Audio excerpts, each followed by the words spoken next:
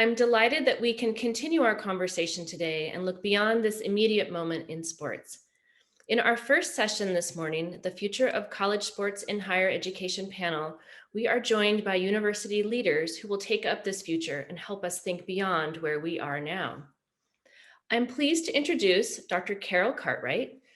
She is President Emeritus of Kent State University and Bowling Green State University. And since 2000, she has also served as a member of the Knight Commission on Intercollegiate Athletics, including 3 years as co-chair from 2017 to 2020. Dr. Cartwright will moderate our Future of College Sports in Higher Education panel. I will moderate the chat and the Q&A. Welcome, Dr. Cartwright. Thank you very much, Jennifer. And hello, everyone. Welcome to this session on the future of college sports in higher education.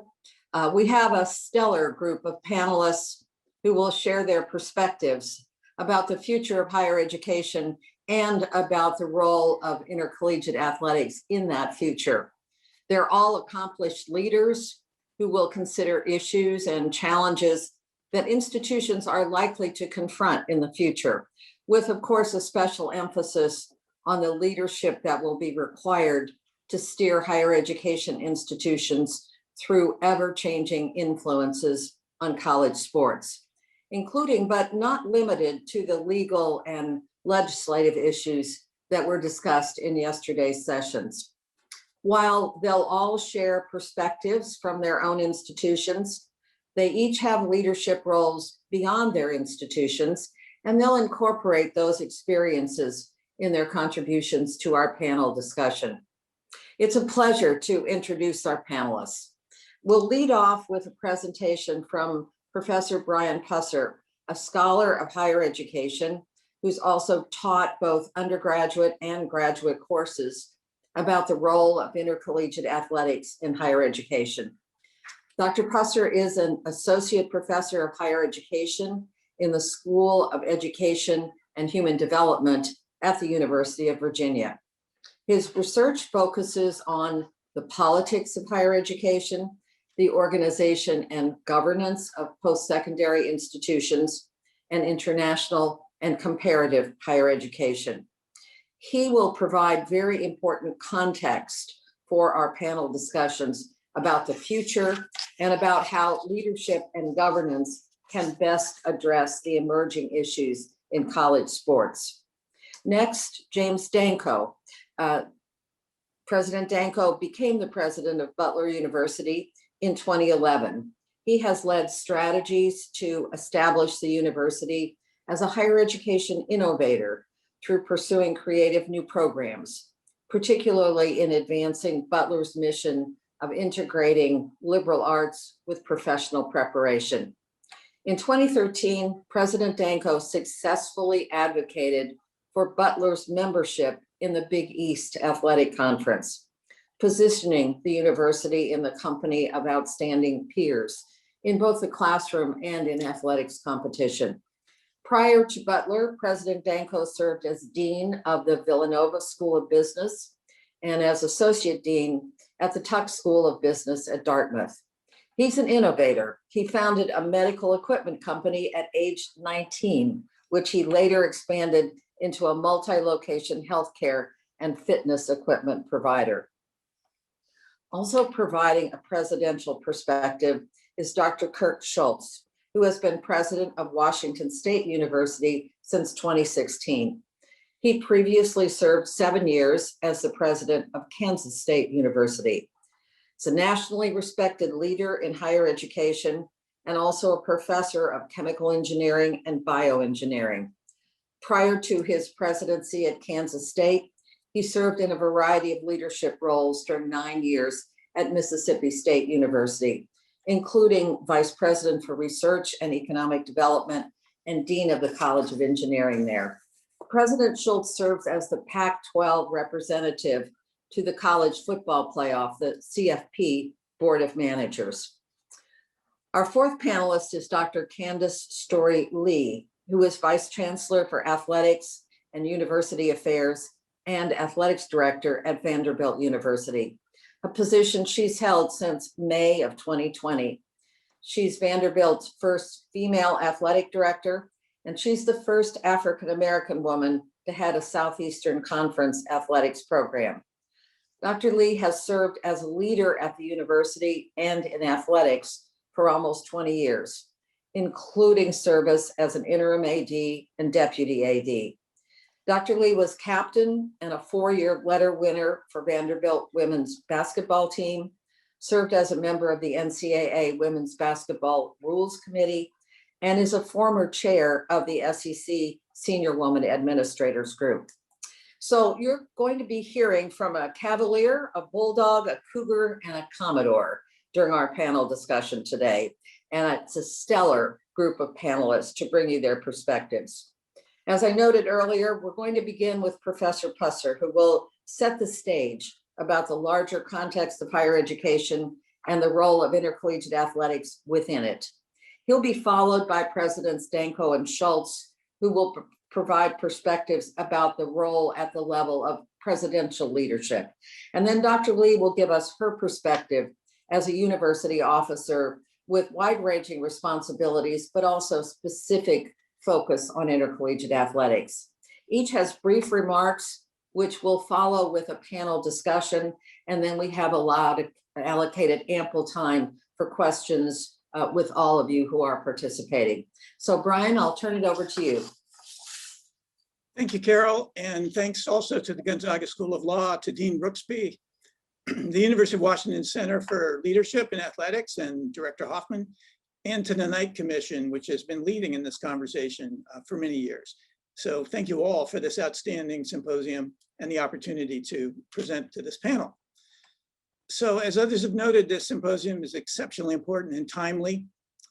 Intercollegiate athletics is at an inflection point, the likes of which we probably haven't seen since 1984, excuse me, when NCAA versus Board of Regents shifted control of commercial rights to television broadcast from the NCAA to individual institutions. And this accelerated the creation of the highly commercialized and powerful conferences that we see today. But the challenges our leaders are faced with today are also deeply shaped by changing contexts. As just one example that's very familiar, social media has changed the relationship between student athletes and other students. And it's changed the relationship between student athletes and the broader society. It's given voice to student athletes in ways they've never enjoyed before. And this manifests in their actions and reactions to social issues and protests. And because, unlike those of us on the panel, student athletes today, and indeed virtually all students, have never known the Olympic Games as an amateur event. And they see their peers earning money through social media and entrepreneurship as influencers and in other roles, and they have very little frame of reference for amateurism. So in this emerging context, the NCAA, its member institutions, we're finding many of our core ideals and functions challenged in unprecedented ways. At the same time that we struggle to maintain the control of the agenda and the pace of change. It's as if the ship the NCAA has piloted in concert with member institutions is now increasingly guided by litigation, by legislation, by risk management, and by a changing cultural understanding of the commodity value of entertainment. And taken together, these factors are going to test leadership in collegiate athletics and its governing boards and governing structures to respond in equally unprecedented ways.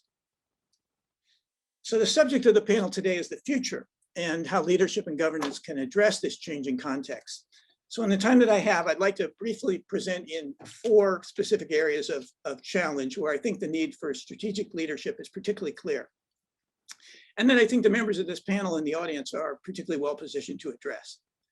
So those 4 areas are the redesign of the financial model of athletics, the inequalities in the opportunities for student athletes, identity development, and campus experiences when compared to those of students who are not athletes, the lack of diversity and inclusion on many levels of college sports and higher education, and the need to reconsider the oversight structure of college sports on campuses going forward.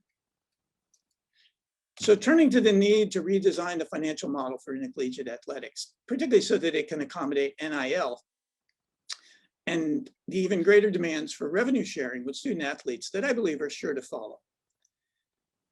I would argue that an economic model in a highly commercialized, nonprofit, and largely public arena that doesn't incorporate higher level of revenue sharing with those who contribute to the generation of that revenue is no longer viable.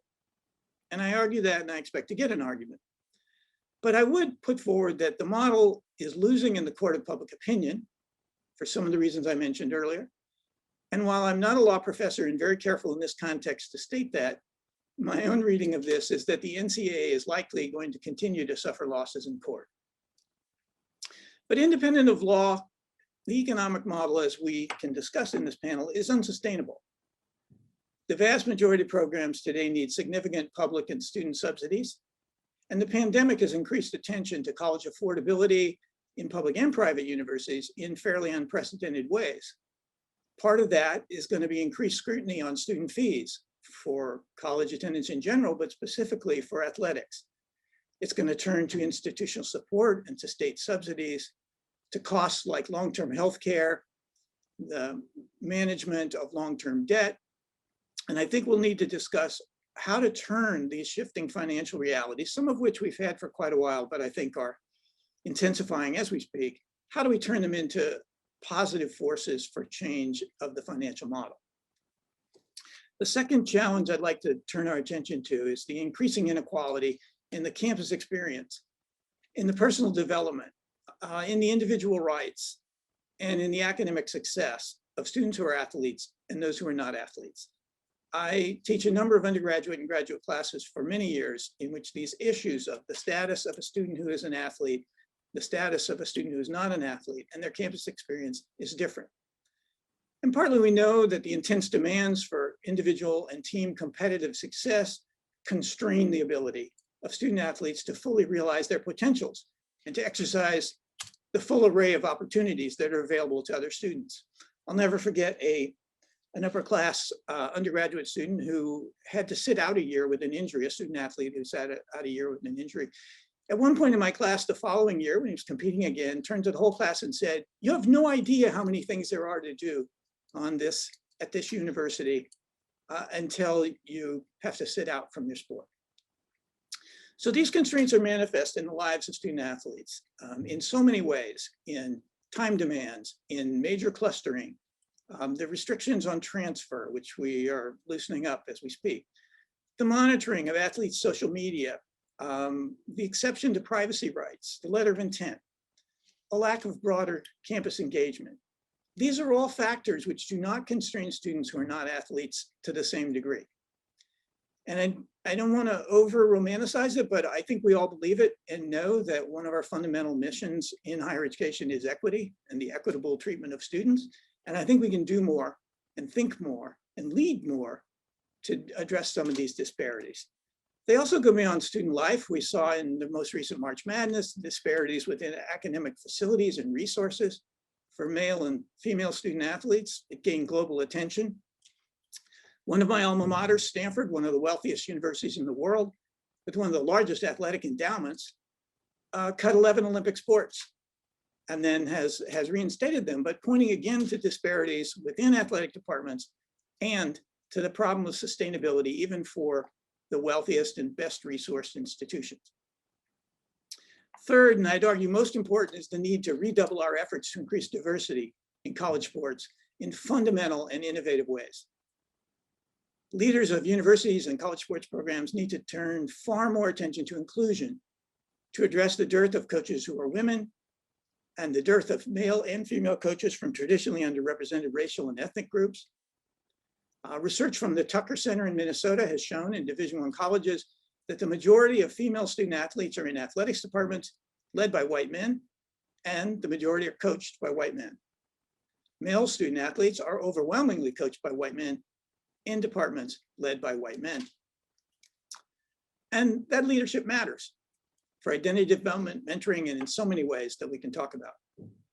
There are also disparate outcomes in student athlete graduation rates in the Power Five in particular. Dr. Sean Harper has found that Black male students in Power Five conference football and men's basketball programs find themselves paradoxically highly underrepresented on their campuses.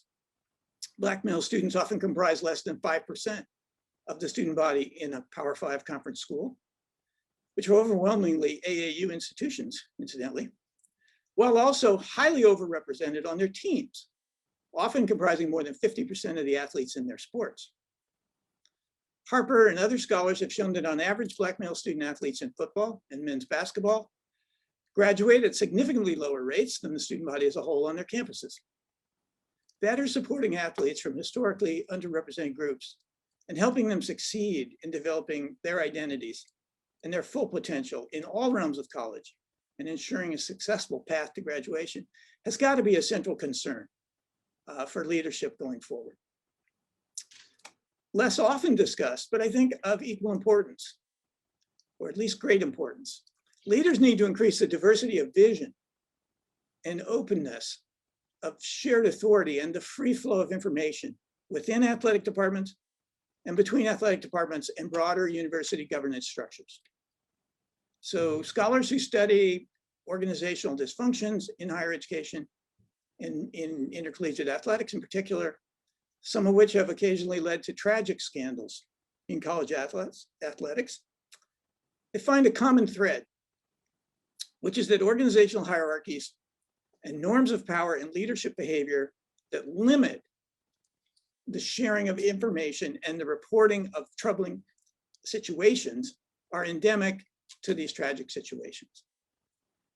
We might think of information flow within and beyond athletic departments as the circuit breakers that limit the placing of student athletes at risk.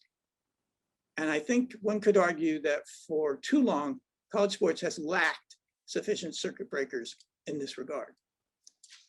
So finally, and closely related to those first three challenges, there's a long overdue need to revisit the structural oversight of intercollegiate athletics.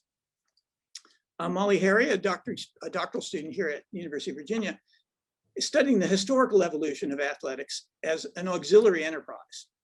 And she and other scholars have analyzed the degree to which that auxiliary status effectively placed college sports at some remove from the structural norms of governance and oversight of academics and student life and other functions of the university. The institutional location of athletics departments and their related foundations, which I think we should talk about, has fundamental impacts on university governance, on finance, and on student life.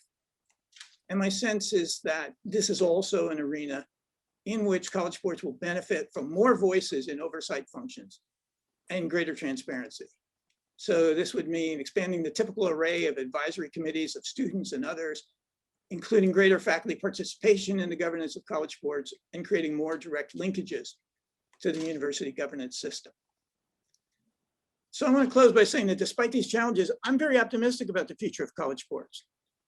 There's much to love about intercollegiate athletics, and there is much that is problematic. And this emerging context will require new forms of leadership, innovation, and governance with greater collaboration within universities and beyond.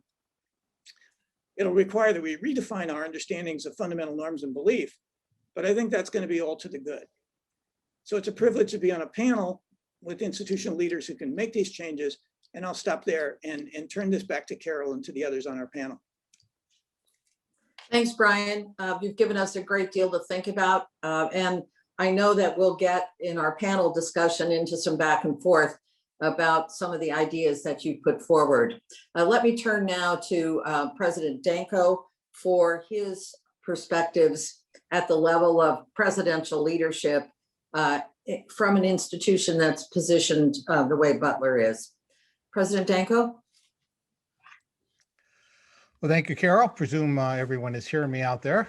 My thanks to Gonzaga University and University of Washington for hosting this event and for the kind invitation to allow me to share my perspective. Brian was quite helpful really in highlighting some of the many challenges that institutions like Butler and university leaders are confronting when it comes to athletics. but also within the broader university context. So thank you, Brian, for that good tee up. So what I'd like to just do for a few minutes here is introductory remarks. Just share some general observations about what we confront in particular at a smaller institution. I know that Dr. Kirk Schultz will follow with his perspective at a different institution from a place like Butler University. But just to give you a little bit of background on that, I'm just concluding my 10th year as president and having been previously a dean at Villanova University, which was very similar in terms of the type of institution we are here at Butler, and also Villanova and Butler are Big East members. Butler is primarily a full-time residential undergraduate institution with, on the smaller side, 4,500 undergraduate students, about 500 graduate students across various programs like pharmacy and our MBA program and so forth. Actually, probably not too dissimilar to Gonzaga University. We have about a $200 million budget and a $275 million endowment. We are a Division I sports program, obviously, but we operate in a small liberal arts environment. So that gives us our own somewhat unique characteristics, but very similar to our Big East fellow universities as well. We are in the Pioneer League when it comes to football, so we have a non-scholarship program. Basketball is very much our dominant sport, and going back some 25 years ago, pursued a basketball strategy, which I know a lot of universities, kind of have that aspiration if they could just have that one sport that will put them on the national map, that good things will follow. Fortunately, basketball has done quite well at Butler over the years, and again, when I think about a place like Gonzaga, I think there's some unique similarities in that. Just like this past year where they were in the championship game back in both 2010 and 2011, Butler was also in that national spotlight, having been in the championship game for a couple successful years. So there's no doubt that athletics, and in our case, basketball in particular, had brought a great deal of recognition, and it has a lot of benefits when that does happen. I will say it's somewhat a lightning in the bottle moment, so to speak, to be able to get that when you think about the number of universities that compete and the number of universities that believe that athletics is kind of the path to prominence. As they say, that front porch to a university is athletics. So if you could somehow or another get the door open, then others will see all the other great things that happen on your campus, hopefully academics being prominent amongst them. But we are not a Power 5 university. We're not a large public. And we know that those things bring a certain level of opportunity, some good and perhaps not so good when it comes to other universities. But even as we think about this within the Big East, we look at ourselves as up there in that same league when it comes to the prominence and the success of our basketball programs. But at the same time, we don't have some of what happens at the Power 5 conferences when it comes to football. As we know, that brings in a great deal of revenue to the Power 5 conferences. I should also comment too, again, the idea here of this panel is to talk from the leadership perspective and some of the things that we are challenged with on our campus. Like so many universities, we do have to subsidize our athletic programs. We're about a $200 million enterprise, as I mentioned earlier, and we have to subsidize about 25% of the athletic budget on an annual basis. And so you're certainly always confronting that tension in balancing the needs of athletics, especially when you're trying to play at a national level like we do with basketball, but at the same time trying to ensure that academics becomes is your highest priority, which it should be for all of us. And also on the issue of leadership, I'd like to highlight a couple or make a couple observations about the challenges that we have both as individuals and within the higher education perspective. From my own perspective, I have served on some of the NCAA committees, including the President's Leadership Forum. So I've sat through a number of the conversations at a national level. But when I think about it, even starting at a personal level, maybe something I should probably be hesitant to talk about in a public and honest way. But the reality is that as presidents, we're expected to be literate and articulate about many, many topics, including athletics. So today I might supposedly have to speak as an expert on what the impact of name, image, and likeness might be, or some of the other things, compensation for athletes. What does that mean? What's my opinion? I must have deep thoughts and experience on that, where that might be true today. Tomorrow I'll be sitting in an endowment and investment committee and having to talk about negative beta and derivatives and financial risk strategies.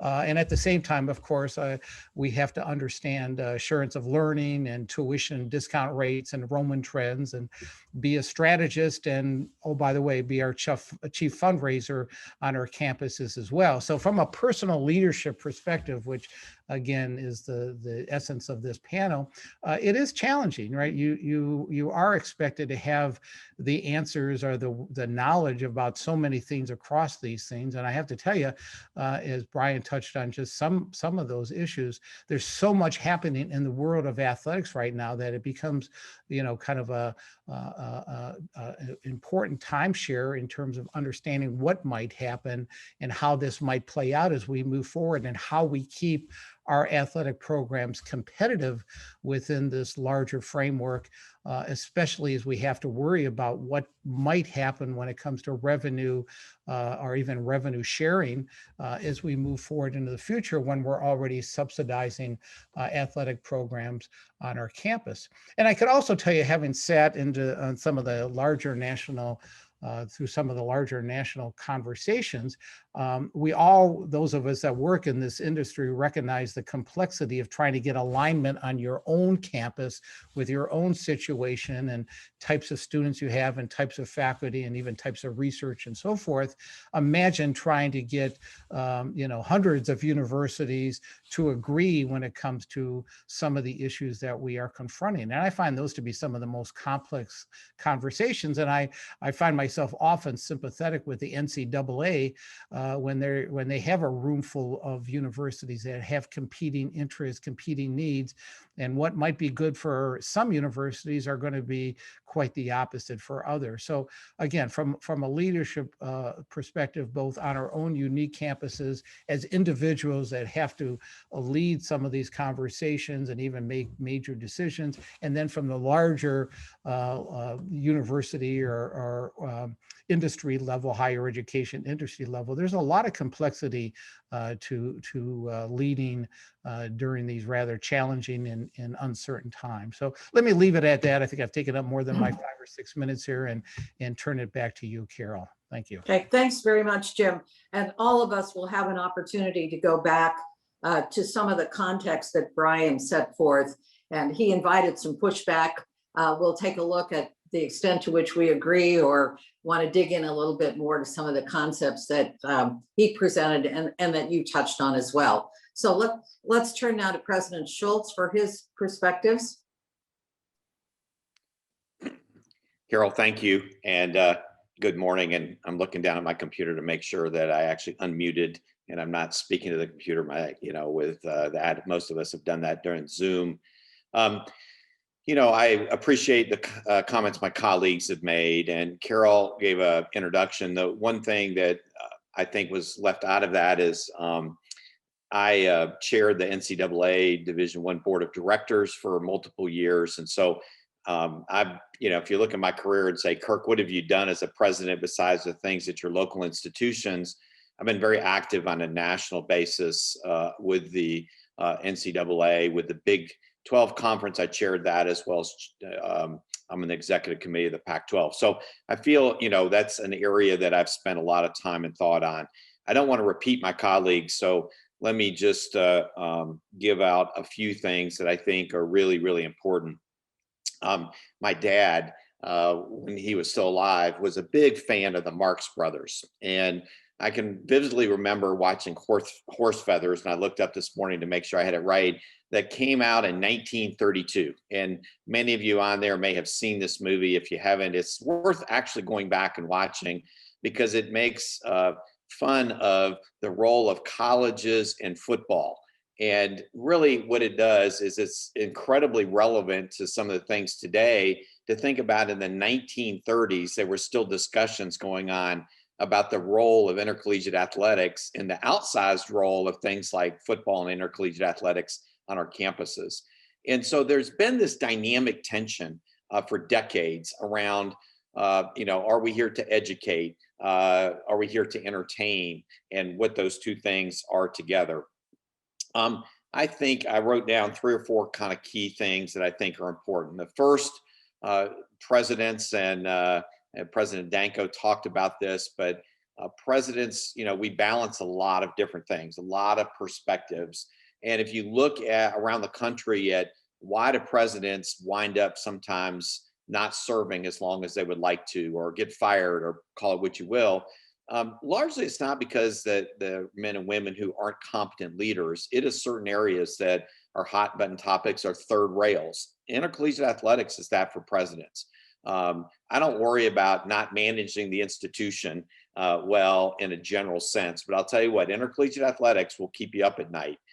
And I think that's a really important thing. And we can certainly talk about this as we move along. I think leaders of today and tomorrow, I would argue of yesterday, around intercollegiate athletics really need to make sure that they can be flexible and able to balance very competing interests and very contradictory viewpoints, even within our own campus community. We've got our student athletes that've got their viewpoints. We've got our faculty that have their viewpoints. We have alumni, you got elected officials. All of those folks kind of come together, and intercollegiate athletics is this big melting pot of these different ideas. And presidents have to be nimble.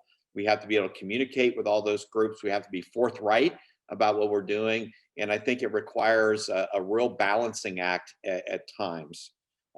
Second, I think we need to gather data. And I think Brian mentioned some of these areas, and I'm glad that he's doing some scholarly work, him and his PhD, his graduate students in this space, because we really lack sometimes really good data. For example, we talk about, and I know President Danko mentioned this, the front porch athletics and the importance of intercollegiate athletics to recruiting our student bodies. If you really dive down and say, well, Kirk, we had this discussion this fall at Washington State University. Where's the data that really kind of shows that? And it turns out there's a few selected studies here or there. If you reach the Final Four, playing a national championship game, you see a big increase in applications. But if you really get down to it, how important is this as students decide where to go? There's not great institutional data out there that we can all look at. So the bottom line is not just that, it's we rely on a lot of anecdotal information or one-offs to justify positions, both for or against at times, that we really need better data sets and better research. Third, presidents need to be involved in national leadership and intercollegiate athletics. And I know Carol's on here. We've got several people that, whether it's the Knight Commission, whether it's their conference, I find that just in my experience over the last 12 to 13 years as a president, some presidents are gung-ho around intercollegiate athletics. Some, it's sort of like going to the dentist, right? It's something I got to do. I don't really want to do it. And we have to exert that leadership. None of us would be a president if we were willing to sort of let our College of Arts and Sciences just do whatever they want to, right? We would say academically, there's things that we want to work with our faculty leaders on, where we're going, direction, things like that. We need to treat intercollegiate athletics like we do the academic enterprise in terms of planning and governance. And the fourth thing that will certainly generate some, probably discussion is, I think our faculty members need to be involved and engaged. And that means you also got to understand what our athletic staff, what our athletic directors, what our coaches are working with and dealing with. It's very easy for me to sit over here and say, oh, they ought to do X, Y, or Z. It's really important that we also give our faculty the opportunity to immerse themselves in what we're doing. And I don't mean immerse themselves by taking people to a bowl game. I mean, go understand what our faculty, what our coaches are doing with our student athletes, how they're educating the person. It's more than just competition, those types of things. And I think that's going to be important for us moving forward, because we have lots of ideas about what to do in terms of reform, but we really got to seek to understand each other's perspectives so that we can come up with the best solution. So with that, I look forward to panel discussion, and Carol, we can move on to the next speaker. Okay, thanks very much. We're beginning to see some threads that we'll probably want to try to weave together a bit when we get to the panel discussion, but we're anxious to hear the perspectives from Dr. Lee. So I'm going to turn to her for her comments, and then we'll mix it up a little bit with our panelists. Okay, thank you very much, Carol. And I'm really also pleased to be a part of the panel. And as the only athletic director on the panel, I'm a little bit intimidated, but loved hearing what my fellow panelists have said. I'll just be very brief. I've been in my position, as you heard, for 1 year. And what an interesting year to take over a program and certainly try to provide vision and leadership. I would say, much like President Danko said, at Vanderbilt, we've got what we consider a pretty unique position in that we're a top 15 academic institution, highly selective, a charter member of the SEC, the only private school in the SEC, and certainly trying to be competitive with the smallest sports portfolio. So we currently offer 16 sports, which is the Division I minimum, but we are, of course, in a Power 5 conference. I would say we think that proposition is unique, but it does at times, it's very clear that there are some competing interests. I thought that when I got the job, I thought that the majority of my time was going to be spent on shifting the external narrative, right? So showing people that we are serious, we are committed, there's alignment across the board from the top with our board of trust and our chancellor. And that I think I was correct in that was going to take a lot of time. But I quickly understood that the internal narrative and making sure that our community, so our fellow students and faculty and staff and alums, that they also understood why athletics is so important and how we contribute to institutional mission. And I think initially I underestimated how important it was to provide that messaging and be consistent with it. As a vice chancellor, I think structurally it's really important that, and this has not always been the case at Vanderbilt, that the athletics director is also a vice chancellor. So, is a general officer of the university and is engaged at a very high level with what's happening within the university. And so when President Schultz and President Danko talk about all of the things that they have to know as a president, I certainly don't have to know it like they know it as an athletic director, but getting exposed to it, I think, is really important as I think about how we fit into broader mission. And I think finally, I would just say, certainly everything that's been touched on is of particular interest to me. I would say that as a Black woman in this league, in this role, as we think about everything that's happened with the racial reckoning in our country, it's a really unique position for me to be in. And I agree with everything that Professor Pusser said as far as those 4 things being key areas where strategic leadership is needed. I would say that for me, the diversity piece is at times of the utmost importance. So really glad to be a part of this conversation. Thanks, Candice. We'll now move to a panel discussion, and we expect that there will be some different points of view that will be offered by our panelists. I'm going to pose some questions and we'll get into some give and take with the panelists.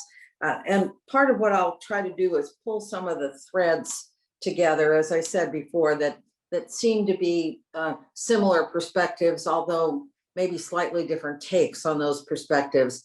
And I think it has been very important to hear Brian give us that context, that overview, talking about, in his sense, the challenges of the need to redesign the financial model, the need to address inequalities in campus experiences, to redouble our efforts to increase diversity in college sports, and to revisit the structural oversight of college athletes. I'm wondering, as our panelists listen to Brian, and Brian, you may have some further ideas that you want to chime in here too, to elaborate, whether or not there were some of the assertions, some of the ideas that Brian set forth that caused you to say, oh, absolutely.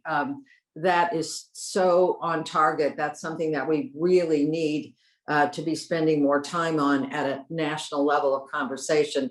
Or alternatively, if there were some where you said, oh, yes, but I'm not quite sure I agree with that.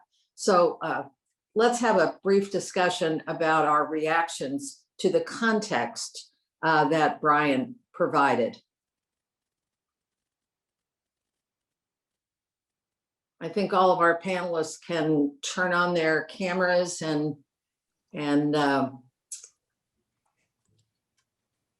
be ready.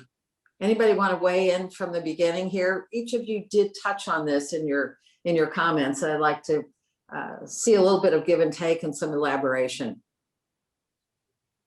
I thought it was very thoughtful, Carol. Just kidding. Good job. I, for example, found the idea of diversity of vision very interesting. And I think that came through in the comments that Kirk and Candice and Jim made. And Candice certainly talked about it in terms of being surprised about the need for more, she called it internal narrative, when she expected that a lot of her focus would be on the external narrative. So I think you probably, Candice, found yourself needing to explain more and get more input from your internal constituents.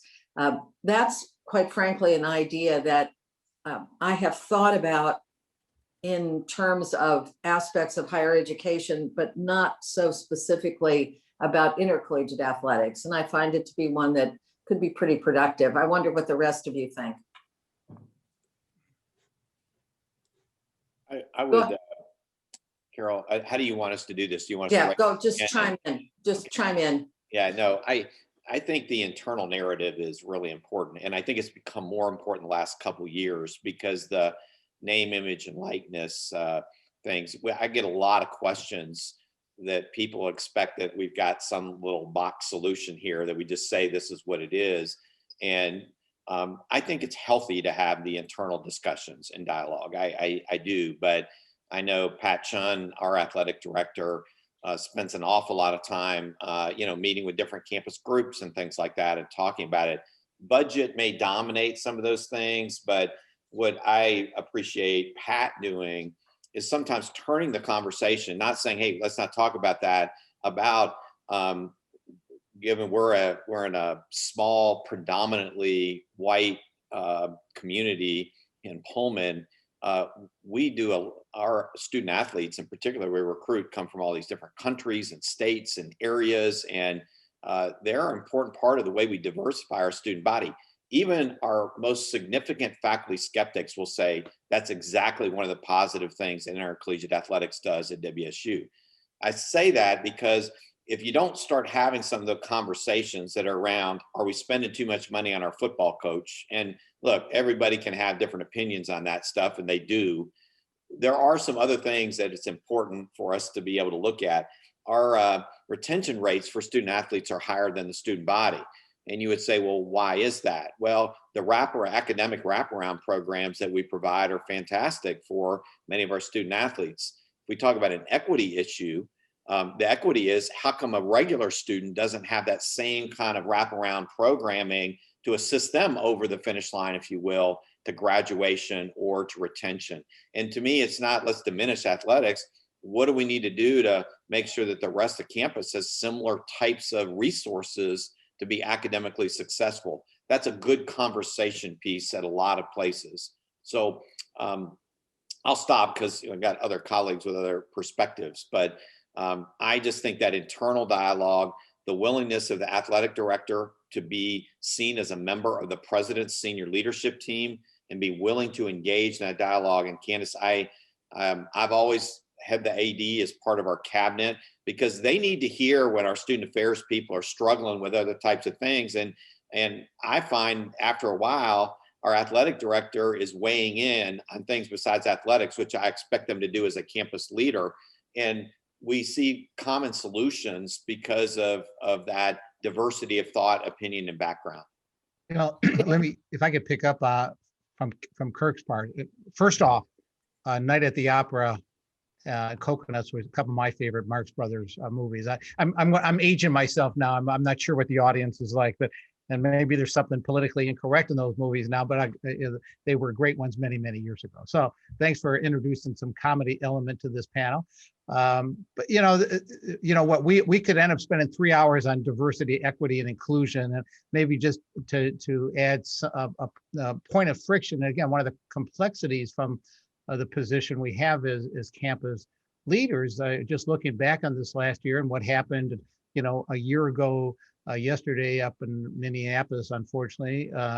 I was so proud to see our student athletes in particular engineer a student kind of march on campus, and that people like myself and our coaches and our athletic director were all part of, to highlight the inequity and the social challenges that we've been going through over this last year. The Big East, and again, our basketball coach and coaches in particular were big leaders with the Black Lives Movement and so forth. And at the same time, the complexity of having some donors and alumni supporters that were on the other side of the political spectrum, and also being in the red state of Indiana. You know, we also, you know, you kind of had to put your values out there in terms of like, listen, and we did have people that said, we're no longer going to donate to the university. We no longer are going to attend basketball games. It was a really interesting thing to see unfold this year. And again, I take great pride in the leadership that was demonstrated by our student athletes and our coaches around the causes, the social causes that we have found over this last year. And it's as it is across society right now, it is such a challenge to keep the various factions in somewhat in a supportive mode of the university. So I'll leave it at that, because again, I think we could go down this diversity side for the rest of this conference, and I'm not sure that's necessarily the high. We've got other issues too to touch upon, so I'll stop there.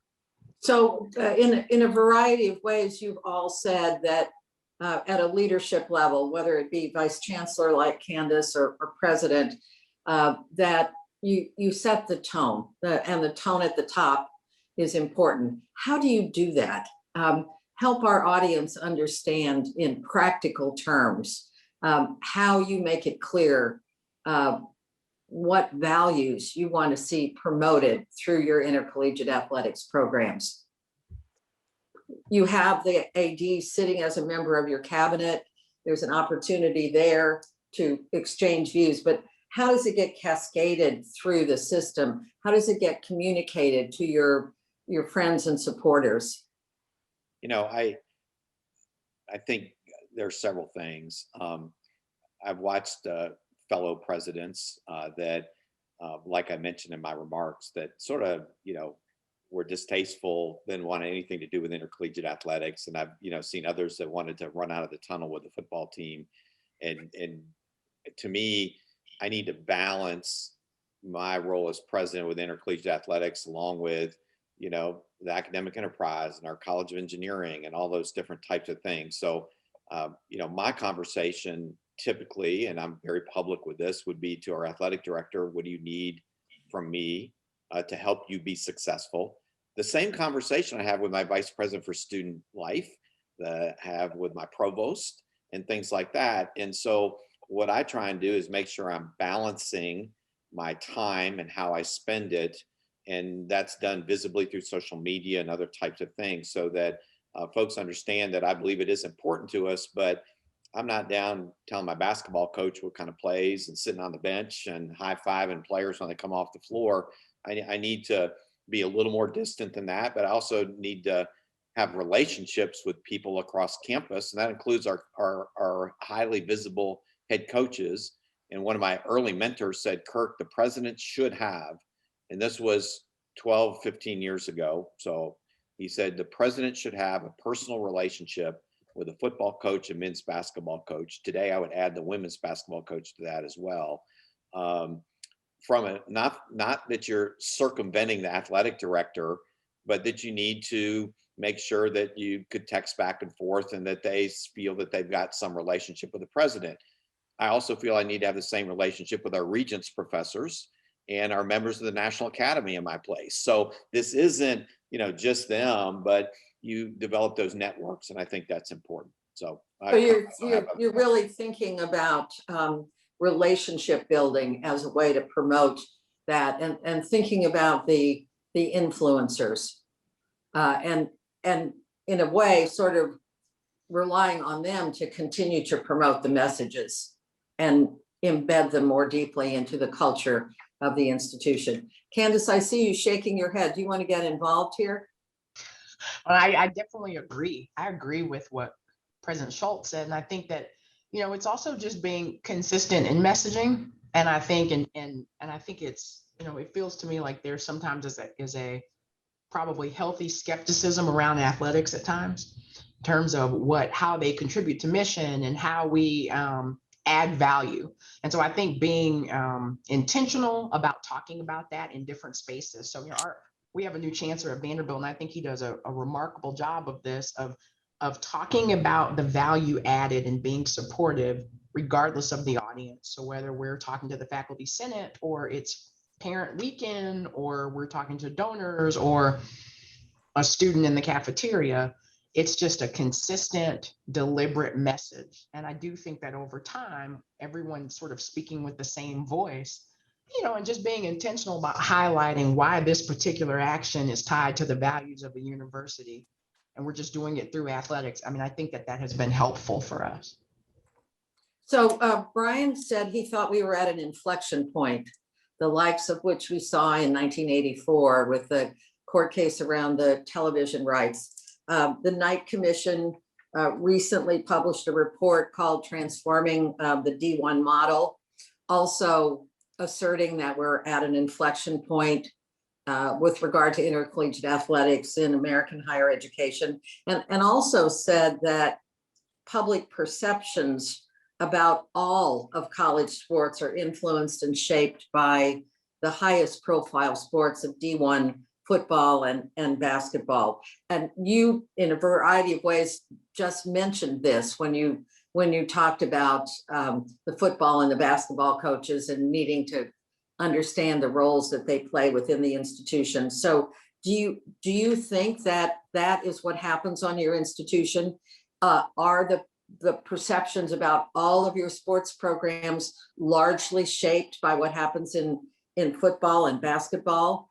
And if you see that as an issue, have you found ways to shape those public views that really mirror more of the values across all of the programs that you're trying to promote within the institution?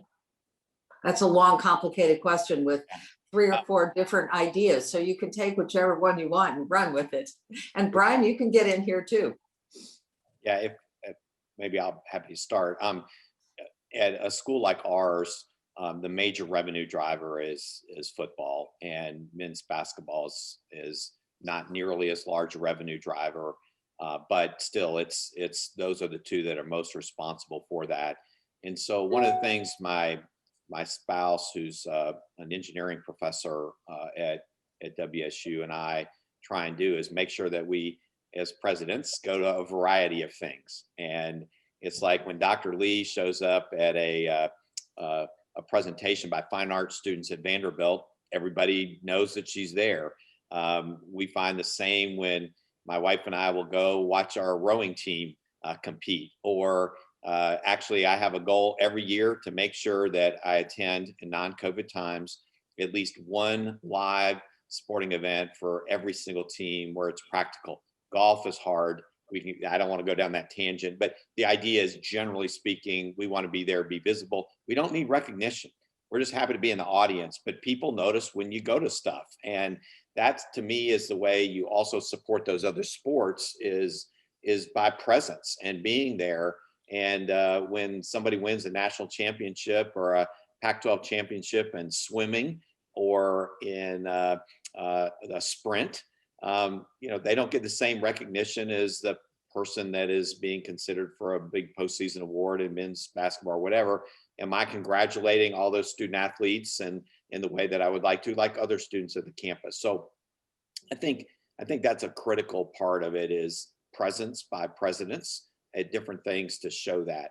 But the bottom line is economics also dictates some of what you do, and success for us in football. And I think Brian spoke about the sort of stilted model, if you will. That's my terminology, not his. But the right now, right or wrong, the intercollegiate model is really driven around sport, media, and football is what generates the huge majority of our revenue. I will say, before I give up the floor this time, is I'm a big proponent of NLI. I think it's needed. And I think what we want to do is, this sounds super cliche-ish out of some president's book. Well, I just want to make sure we do it right. And we need to protect our student athletes. And I say this from the perspective of my youngest son, who's now a PhD student at Georgia Tech. I remember his first summer job. He was doing, it was a minimum wage job, working on campus and working outside in the sun. And he gets his first check. And he's like, "Dad, what's FICA?" And I say that tongue in cheek because right now some people are perceiving NLI as just, it's all gold. And our student athletes are going to have additional revenue for name, image, and likeness and all that. And that's going to be great. I think it is going to be good, but we got to make sure that our student athletes have resources to understand, if somebody pays you money for anything, there are responsibilities that come with that. There are obligations that come with that.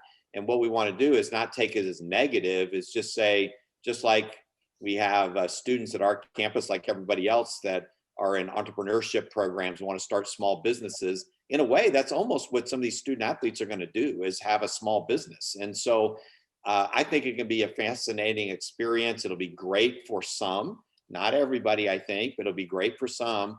And how do we make sure that our student athletes have the support they need to make good decisions on this? And by good decision, I don't mean us telling somebody what to do, but making sure they have the resources available to them to make sure they are making good decisions. And how do we manage a student athlete 3 years from now that's got tax implications because some of that wasn't handled well? Those are things that we didn't have to deal with before.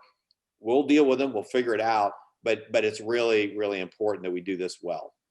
Now, if I could pick up on just a couple, getting somewhat back to Carol, the point here, Carol, on the values. I think about our leadership team as important as a basketball team or a football team. And unlike Kirk's campus, our kind of 800-pound gorilla is our basketball program. So, but I have to say that one of the most important things is to assure you've got leadership alignment when it comes to values across the team. And indeed, our vice president and athletic director is part of the cabinet, but I fortunately am able to defer to him to work alongside of the various coaches to spend considerable time talking about the values as an institution, which makes academics one of the most important values.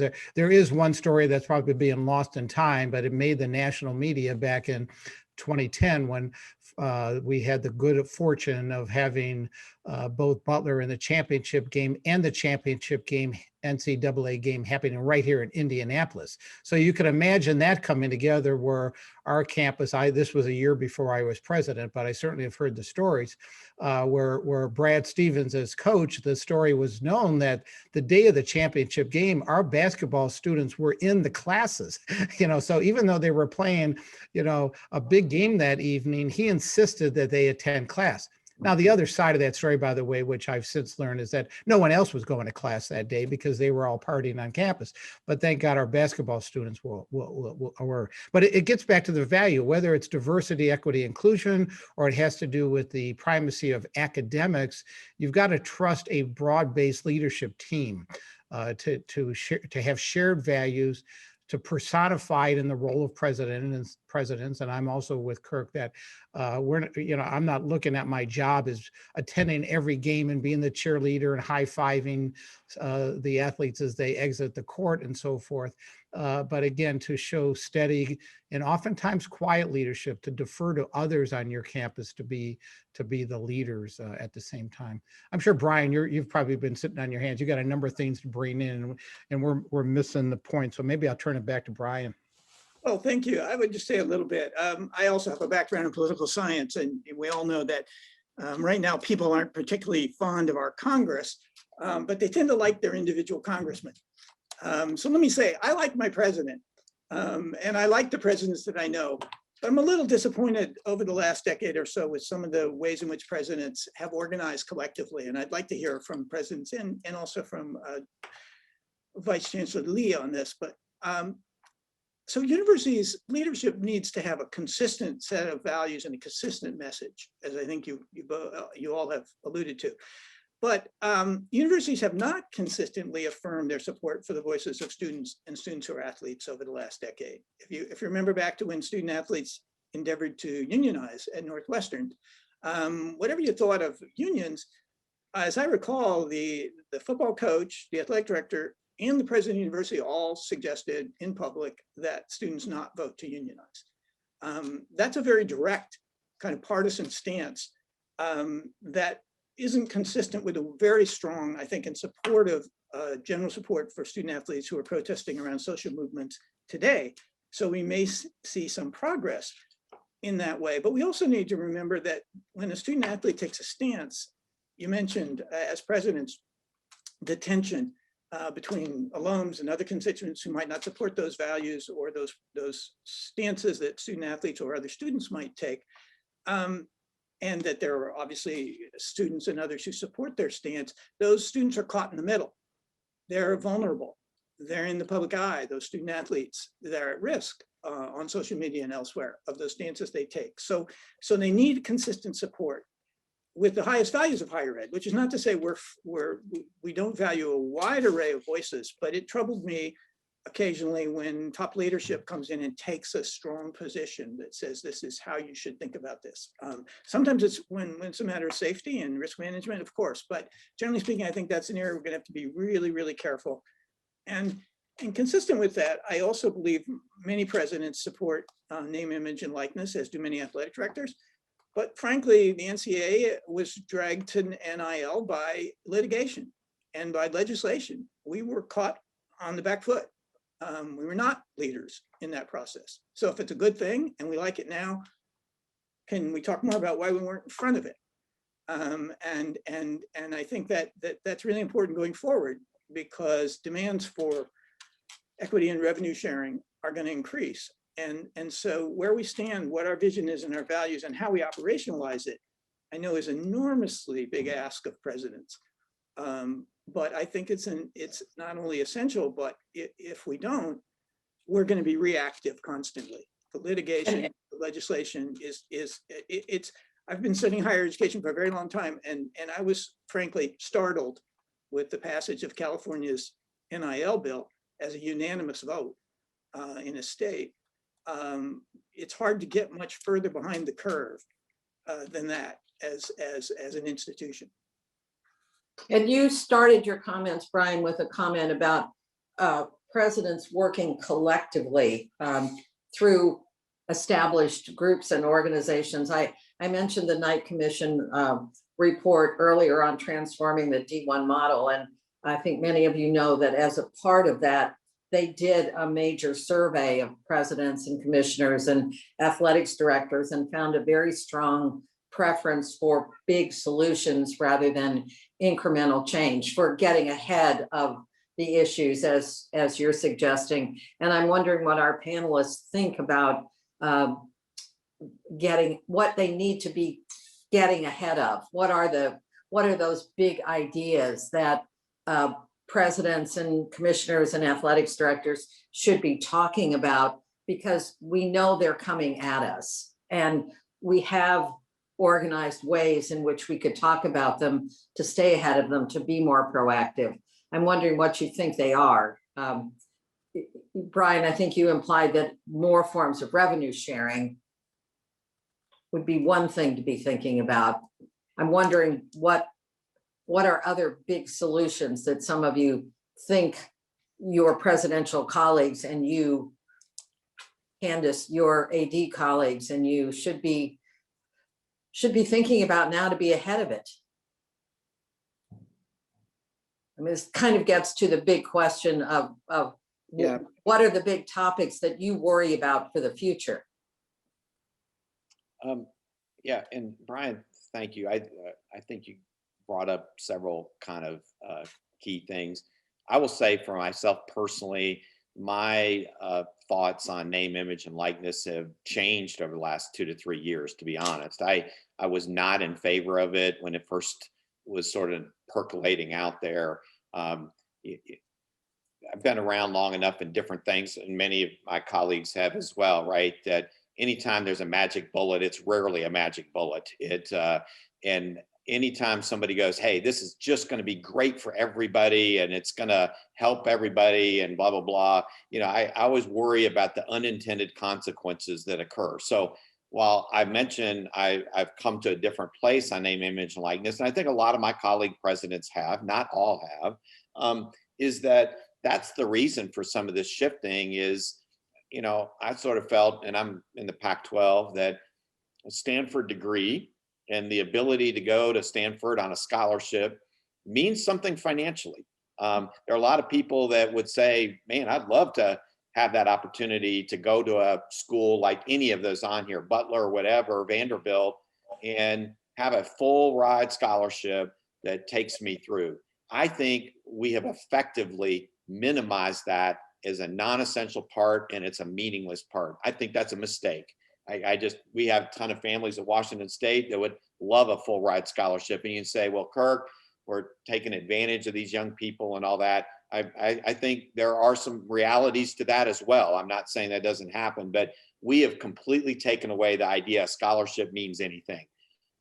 I still wonder in 3 to 4 years when athlete or starting point guard on a women's basketball team drives up with her new Porsche 911 because she has done a great job with name, image, and likeness. And her teammate on tennis comes in and is still just trying to make her way through school. If we're going to be quite as excited about name, image, and likeness and what it's done for everybody, I worry about the inequalities that are going to be out there. And you can argue they're there already, that I think we're just going to make worse rather than better. But on the other hand, reform and change is hard, and it's never going to be quite as across the board as we would like it to be. Well, I think the biggest issue I see ahead that we're all trying to get in front of is, I don't know, Candice, what the budget is at for athletics at Vanderbilt. I'll use 100 million. Maybe it's a lot more than that. I'll use ours. We're about 75 million. I can guarantee if we had $20 more million, we could spend it easily. And when you're sitting at 50, you look at 70 and you say, man, if we just had 70, we'd be great. I just worry about that continual escalation in, it's like feeding the beast. How much money we shovel into it, there always needs more. We can always do this differently. And at some point, we've exhausted our donor base. We've got our media contracts. There is nothing else to squeeze. And that's my concern, is that how we sort of manage costs moving forward, taking appropriate care of our student athletes and making sure they have the opportunities we want, having the facilities that are appropriate, all those things. But man, I worry about that because, maybe we get to 100 million here in 5 years or 10 years. Today, that looks like that'd be more than enough. At that time, I can tell you they'll be thinking, oh, well, what about if we just had more, we could do this. So that's my concern in the long run. I'd like to hear from Candice and Jim, and then we'll go to our audience for their questions. And at the end, we can come back for a closing comment from each of you. Jim, you want to weigh in here? Well, picking up on a couple things, and I touched on this in my opening comments to what you're saying, Brian, around, maybe the president's being behind the curveball or institutions, again, think about on our own campus, how long it takes to make decisions because there's so many competing interests and beliefs, and probably beliefs is one of the hardest things because everybody's got a different philosophy. And when you think through this idea that is there a silver bullet? Well, it might be a silver bullet for only a small percentage of institutions, because now you've got to get how many hundreds of institutions to agree. And so sometimes when I see these things unfolding, and I'll listen to the commentators on ESPN talking through why doesn't the NCAA or why aren't universities blah blah blah, perhaps it's around revenue sharing or whatever, or even name, image, likeness. The reality is it's such a small percentage of athletes, for one, that are even in that category where it's meaningful. Because to the scholarship question, it might be that 99% of the student athletes in our country recognize that the value of what they're getting with a 4-year education is great for them, but it's that very small percentage. I could tell you, out of a Butler University, across all of our athletes, the percentage of, Gordon Hayward, there's one example, right, that has gone on, has national fame and prominence, but the vast majority of student athletes are not in that category. And a lot of the conversation is driven by those wealthiest universities, perhaps, and those students that have the highest potential, but that's not the reality. So for most. And so what might be good for, basketball is king in our campus, right? Unlike where you mentioned football. So what might be good for us is not likely going to be good for somewhere else. And so getting those, having sat to the president's advisory groups and so forth, even getting 30 university presidents in a room to agree to anything, even like, athletes' time or limited time and, spent on athletes. It's just like, there's such complex issues. And that doesn't dismiss us, by the way, from the responsibility of coming up to solutions to it. But it's far easier for, perhaps a state legislature or maybe an ESPN commentator to come up with I've got the right answer. Well, they're not thinking about the broader picture sometimes. So I'll stop. Candice, any observations? I mean, I agree with all that. I worry about financial sustainability. I worry about public perception.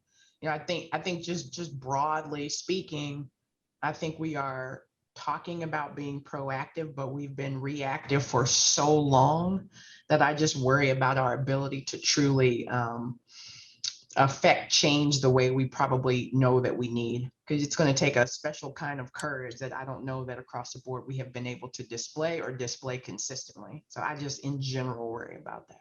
And the habit is pretty ingrained. Yeah.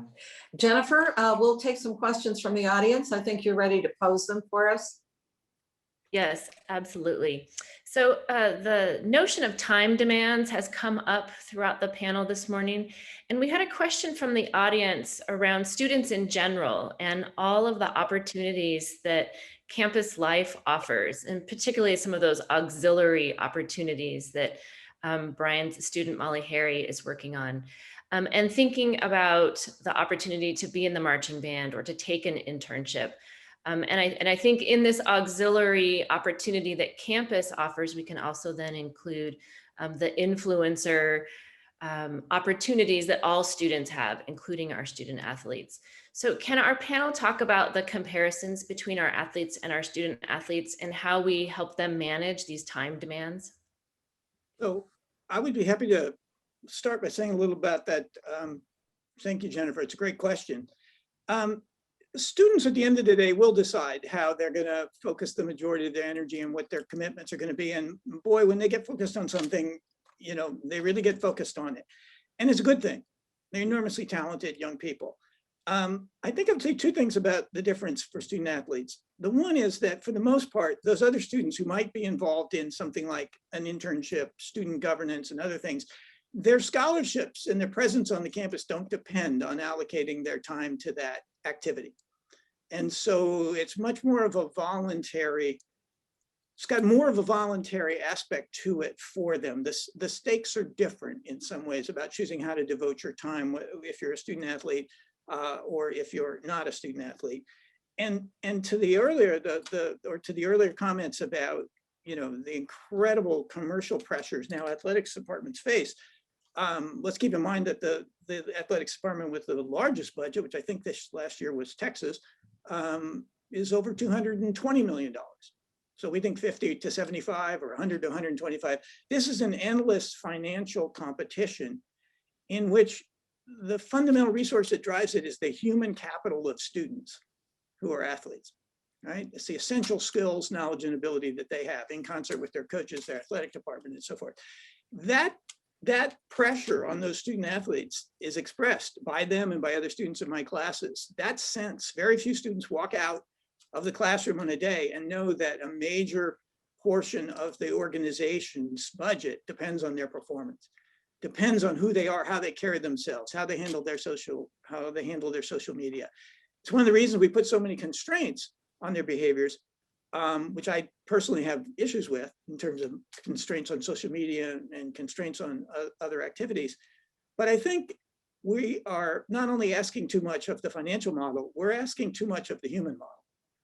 That the pressure, that incredible value added, we argue about the value added that those students provide, going whether the monetary compensation for it should go to them or to the institution. But I think their development depends on us getting this right. And creating some space for them. Similar to the comment earlier made about the value of a scholarship, I think President Schultz mentioned, I agree with that. My student athletes in classes are some of the first people to argue for the value of their scholarships and the way it's changed their lives, the way it's changed their families' lives.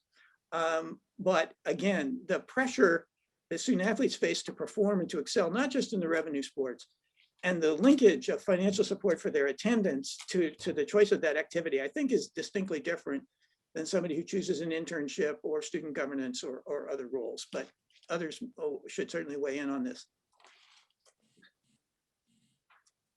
And I'd like Dr. Lee to weigh in on this. I think it's important that we do what we can to ensure our student athletes have access to things like internships and things like that. And I think a lot of the regulations and rules and some of the challenges go back to the days when an internship was, somebody paying a student athlete and not taking a job. But we're talking 20, 30 years ago now, and we still have some leftover things from that. What I found, though, talking to our coaches and some of our student athletes, is that some of the worst offenders of time spent around a sport are the student athletes, because they are elite competitors. They want to get better, and they're young, and so we had a couple of our student athletes that would end the season on Friday, and they're back in the gym Sunday. And you go, well, you're supposed to take a few weeks off and all that, and they want to compete and they want to do it. So it's I think, Ryan, you mentioned this, that young people are very focused around success sometimes in lots of endeavors, right? We talk about student athletes. If we have somebody who wants to spend 40 hours a week in the lab, we tend to think, oh, wow, that's great. If the student athlete wants to do that, we think that's a problem. I think within university environments, sometimes we're not even consistent.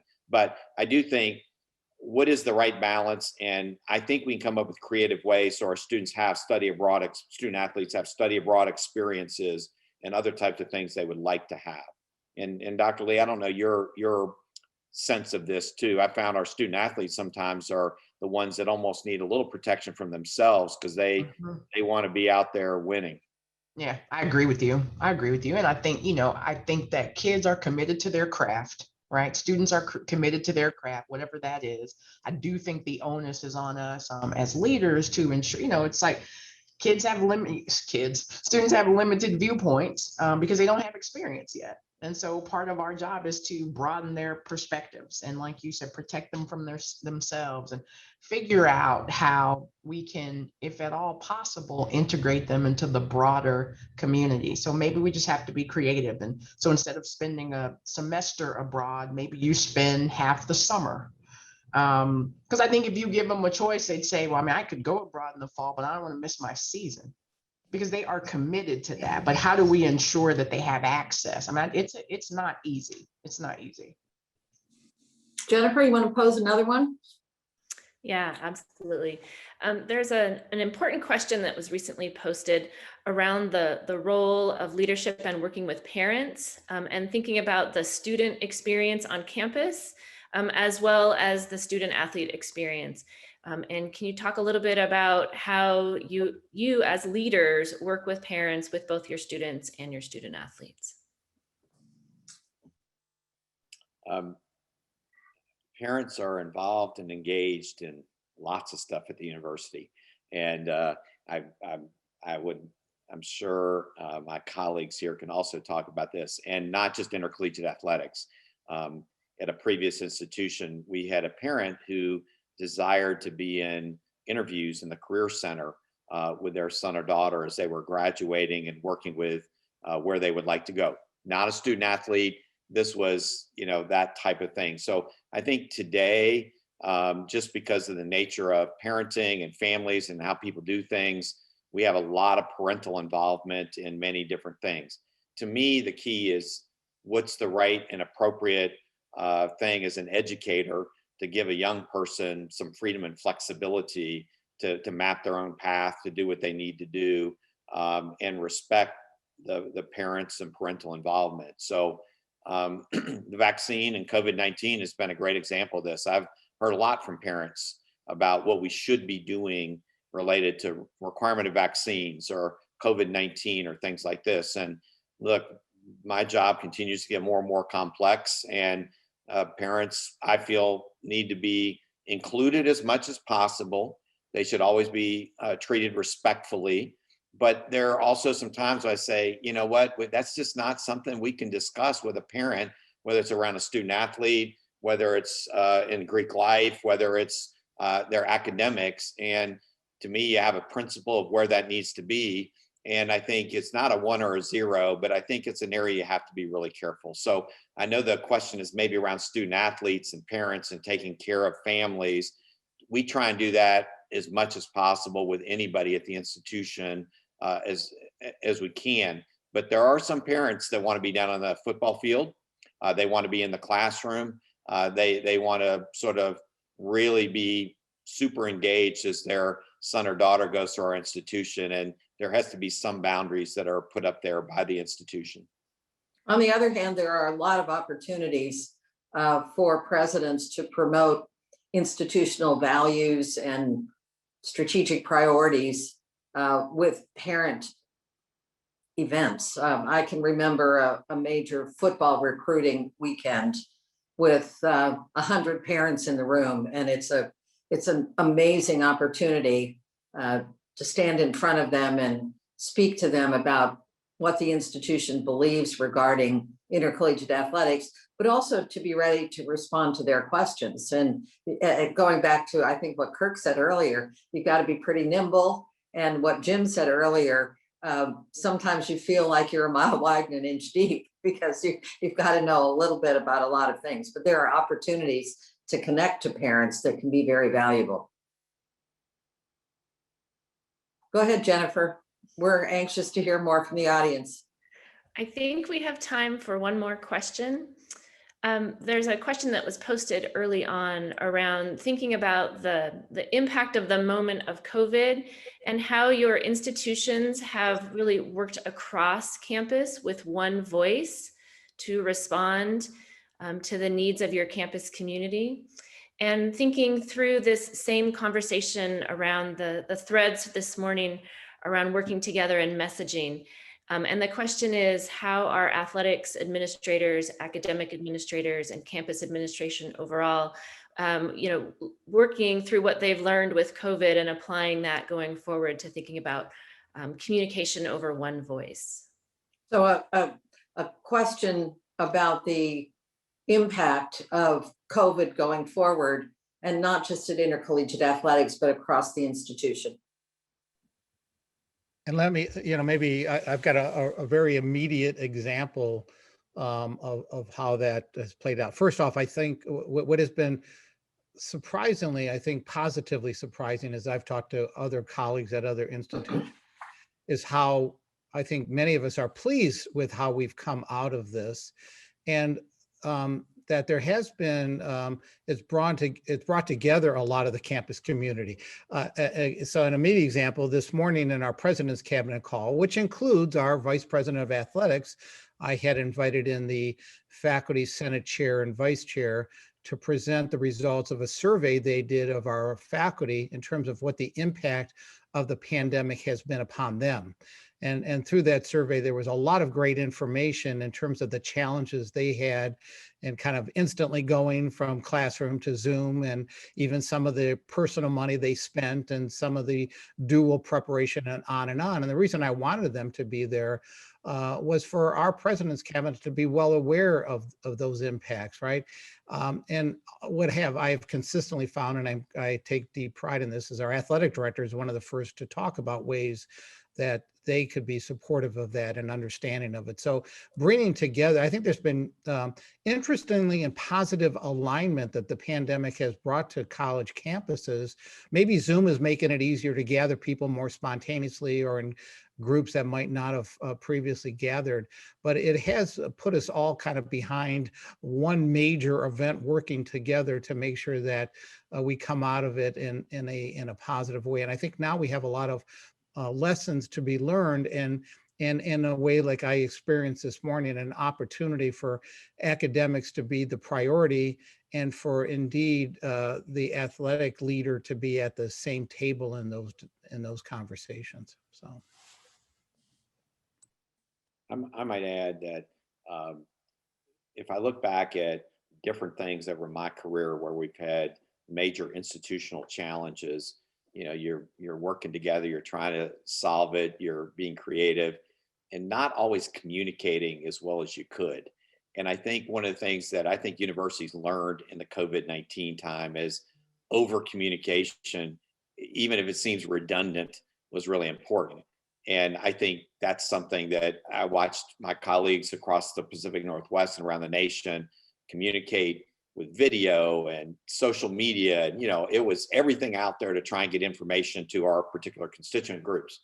So that's the positive. I think that the challenge is, and my colleagues here also will have perspectives on this, is we spoke with one voice after lots of voices were heard. And so we had some pretty contentious meetings at times figuring out, do we restart intercollegiate athletics in the fall?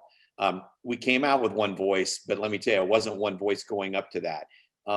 Those are the types of things that I think the overemphasis appropriately on communications, I think during this time is something we all learned. And I think a lot of places did it incredibly well. But it can give the perception that everybody was together, and we were at that point, but the journey there, at least at our institution, was sometimes a little rocky. Brian, I imagine there's quite a few doctoral dissertations to come out of lessons learned from COVID. Yes, a couple things that I would put out there, and I'd love to hear from Vice Chancellor Lee on this too. One is the pandemic showed us how vulnerable students are, and particularly student athletes. We had student athletes on Zoom who are recent transfers this year in our Zoom classes, who hadn't met anyone, who were about as isolated as one can be, hadn't met anyone outside of their team, but even their teams were greatly constrained in the ways that they would meet and the ways that they would act. And that raises the broader question of, as much as we think about the strength and talent of student athletes, they are very vulnerable to the same issues of mental health, to the same issues of wellness on campuses that any students are. And in some ways, they're as my colleague, Dr. Paul Harris, and others who study the psychology of student athletes have found, they worry about stigma of weakness. They have particular issues. And I think universities are doing a good job as much as I know, around trying to coordinate counseling and support for student athletes. But it gets back to us going back to our fundamental values. COVID also reminded us of how important data is, something President Schultz said earlier. We gathered unbelievable real-time data on campuses in ways we probably never imagined we could. We don't have that kind of data on the lives of student athletes.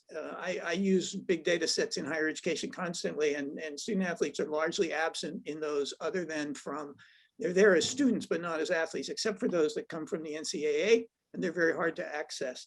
So I think that our ability to get real-time data on the well-being of our student athletes, to do more qualitative work and let their voices come forward, particularly recent athletes who weren't constrained by their roles. Student athletes are enormously good at sort of getting with a program. That's what they've done all their lives, and bless them for that. And they did it during COVID, but I think we need to revisit what we're asking of them in that program and make sure that that thing they're so good at doing, working with us and collaborating with us for their success, that we're looking at our norms and beliefs and asking the right things for them as we ask of them. Candice, we're going to let you have the last word. Wow. Well, I mean, I agree with everything that's been said. I think that President Schultz and Professor Pusser brought up this idea that we just don't have, we talk in anecdotes about athletics. We've not quite, we've not decided yet that it is sort of worth the data and really empowering ourselves to speak intelligently about the value added or the support needed. And I think it's just the big takeaway for me is that we've got to, our student athletes are a subgroup as part of a larger student population. There may be some special needs there, but they are students. They are students and they need sort of the full breadth of resources and support that we bring to the table. And we've got some biases to overcome. We've got some skepticism to address, but they are young people that need the full weight of the university behind them. And I think sometimes it can be difficult within a university setting because, I say all the time that at Vanderbilt, athletics is not the most important thing we do. It may be the most visible. Mm-hmm. And two things can be true. And we need to, and it may be the most visible at times, right? It's not, and we sort of have to learn how to rest with that, but figure out how we can still meet all of our objectives and do that together. It is complex and difficult, but I do think we have a great opportunity ahead of us. Thanks. And I'll turn it to Jennifer to close us out. But before I do that, I just want to give a big round of virtual applause to our panelists. Thanks so much for your willingness to present your views and to weigh in with each other.